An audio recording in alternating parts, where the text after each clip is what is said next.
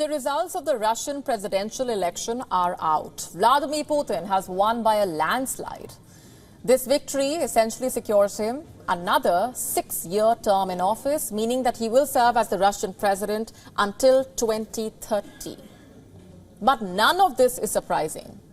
What is surprising is just how casually Putin warned of a potential World War III during his victory speech.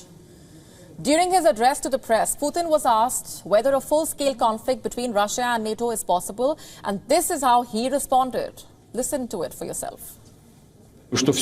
I think that anything is possible in the modern world, but I have already said this, and it is clear to everyone that this conflict between Russia and NATO will be just one step away from a full-scale World War III. I don't think anyone is interested in this. Anything is possible. That is the Russian leader's statement. Putin categorically states, if the current hostilities between Russia and the NATO extend into an actual war, the world would be one step away from World War III. He quickly points out, no one wants such a scenario. Now, his remarks come after the French President Emmanuel Macron made his comments on the war. Macron appeared more hawkish on Russia recently. This week, he said France must ensure that Russia does not win the war. Last month, he said that the NATO could not rule out deployment of ground troops in Ukraine. Can you imagine what that would look like if the NATO puts boots on the ground to help Ukraine, to directly fight the Russian forces? Let me tell you, a full-blown catastrophe. And Putin is right. No one wants that. And this is why Allied leaders have distanced themselves from the French president's suggestion. Just to be clear, there is no consensus in the NATO about sending troops, at least at this stage.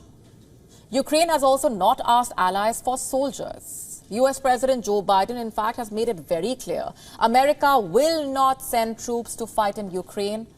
Finally, no Western government has scrambled to send troops, and that's because the NATO fears going to war with Russia.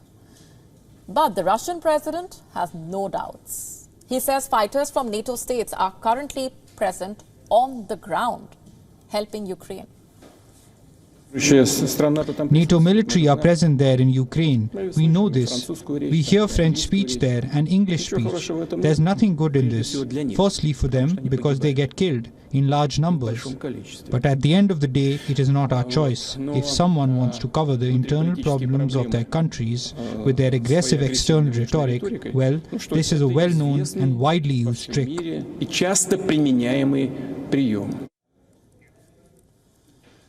So is Putin right? Are NATO troops already on the ground in Ukraine? Well, it's a no from NATO. But truthfully, there is no way of knowing. What we do know is what the NATO leaders tell us publicly. And what they say is this: there will be no ground troops from NATO in Ukraine. In fact, the German Chancellor Olaf Scholz, the British Prime Minister Rishi Sunak, the US President Joe Biden, the NATO Secretary General all have made this clear on multiple occasions. Still, we will not take Putin's statement lightly. He is serious. A direct conflict with the NATO could lead to a bigger, more catastrophic war. You see, for long, Putin has warned NATO against eastward expansion. In fact, Putin sent troops to Ukraine after multiple warnings to NATO. Do not attempt to expand your borders, or it will be seen as a direct threat to Moscow. But the war in Ukraine follows decades of warnings from Moscow. The current West versus Russia conflict has many reasons, but in Russia, the greatest reason for the conflict is the betrayal of the West. At the end of the Cold War, in 1989 to 1990, NATO had promised Russia it will not expand to the east. But since 1999, NATO added 16 more members. So Russia feels betrayed, but NATO's eastward expansion particularly inflamed one person in Russia. No points for guessing who that person is. It is the current president of Russia, Vladimir Putin. So what does Putin's term mean for the Ukraine war? It confirms Putin's iron grip over Russia. It means Russia has survived Western sanctions. It comes at the back of Russian advances on the battlefield. It comes at a time when US-led West has become war-weary. Sure, no one wants World War III.